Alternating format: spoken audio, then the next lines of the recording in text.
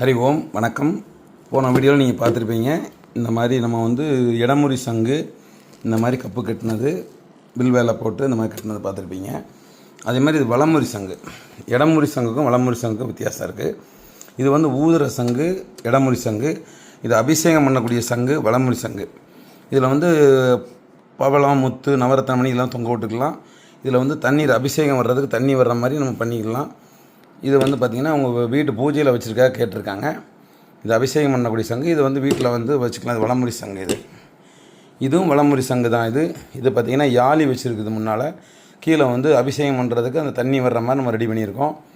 இந்த மாதிரி வேணும்னாலும் இந்த மாதிரி வேலை இது வந்து பார்த்திங்கன்னா செஞ்சு கொஞ்சம் நாள் ஆகிட்டு சுத்தமான வெள்ளிங்க 98 அந்த மாதிரி குவாலிட்டி இருக்கும். அதான் அந்த மாதிரி கொஞ்சம் நாள் ஆச்சுன்னா கொஞ்சம் கருப்படிக்கும். இதை வந்து பார்த்திங்கன்னா இப்போ பாலிஷ் பண்ணனால அது கொஞ்சம் பளபளன்னு இருக்குது. இதுவும் பாலிஷ் பண்ணால் பளபளன்னு இருக்குது. இந்த மாதிரி சங்கு இது வந்து வெறும் சங்குங்க. இது 9 இன்ச்சு இருக்குது. 9 இன்ச்சு இந்த சங்கு இருக்குது. இந்த மாதிரி சங்கில் நம்ம வந்து வெள்ளி கட்டினாலும் கட்டிக்கலாம், இல்லை வெள்ளி கட்டாமல் நீங்கள் வாங்கினாலும் வாங்கிக்கலாம்.